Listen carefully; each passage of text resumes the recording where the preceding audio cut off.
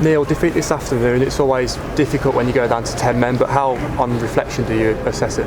I think we lost the game in that, I don't know what it was, 15-minute spell from the sending off through to half time.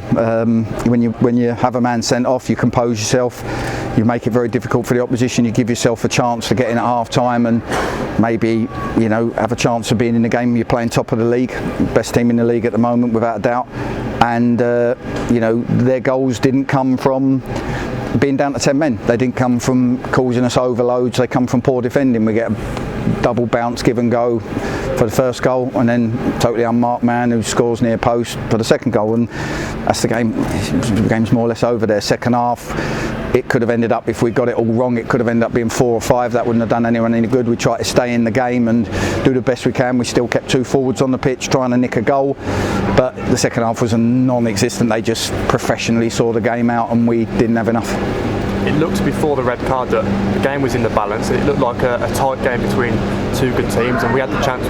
Newt hit the bar, and even after we'd gone behind, just before the second, Runes has that chance, and Joey can't quite follow it up, so we had the chances. Yeah, we had 2 or 3 chances at 1-0 down to equalise, but you need to get in at half time. You go down to 10 men, you need to compose yourself, and the defending wasn't good enough. It was nothing to do with being 10 men. We just defended. Even if we'd have had 11, it was poor defending. He bounces a double give and go round Barney. You don't track him. Scores too easy. Second goal too easy.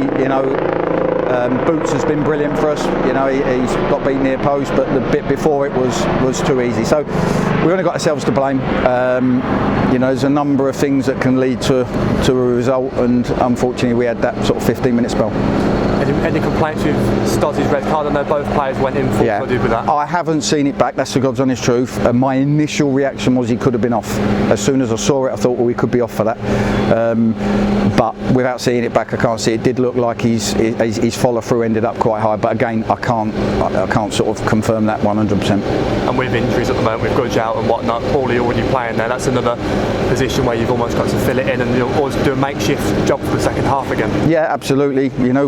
We've typical. We lost Ty, and then we've had a glut of injuries since. Like we say, we just need to try and get players back, run through that brick wall, and see if we can get them out on that pitch. It's been a tough 2 weeks with the Wigan replay and the extra time and stuff like that, but we can't have any excuses. We've got a home game on Tuesday that we can win if we're at it, and then we go to a tough away game, but we just got to change, sort of regroup our mentality after the week we've had. Yeah, it's been an emotional week, I guess, with going into extra time, and then this game today, and Tuesday is another opportunity to go again, and Crano coming back into the fold. And is there any update on Gudge coming back into the No update. We was hoping it might have settled down and he'd have been all right back into the week, but that's not been the case. Same with Reece McNally. So yeah, no real update on it, and we'll pick the bones out of what we got on Monday, and hopefully the boys won't use anything as an excuse. We'll just come out on Tuesday and we'll put in a performance. Yeah, we knew what this sort of week would be like with the 3 home games, and what do you expect from Grimsby on Tuesday? I haven't had a chance to watch them back, but they're very hard working and strong. I know they've had a few injuries as well and had a bad run, but they got a good result last night. So we'll be prepared for them on Monday. We'll be 100% prepared for them. We need to take care of ourselves. We've not performed in the 2 league games how we can. Obviously the sending off today cost us, but midweek we were excellent.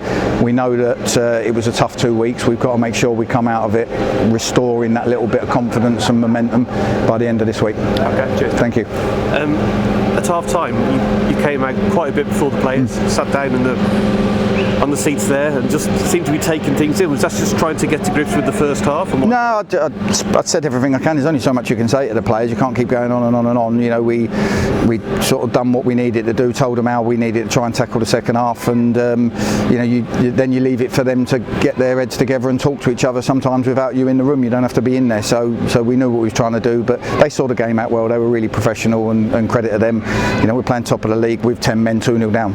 It's can't get much tougher than that. You mentioned about some of the defending was a bit below par for the standards you've set, and also we don't concede goals, and all of a sudden that must be even more frustrating for you. Yeah, it was 2 poor goals. That's the time when you go down to 10 men, everyone needs to be foot perfect, and we weren't. And credit to them, they seized on it, they created their opportunities. They'll say they're good goals, give and go, got in. We'll say how poor they were. when you've got 15 minutes till half time, you've got to see that 15 minutes out, come in at 0-0 and try and come up with a game plan that gives you a chance of nicking something from the game. Okay, thank you.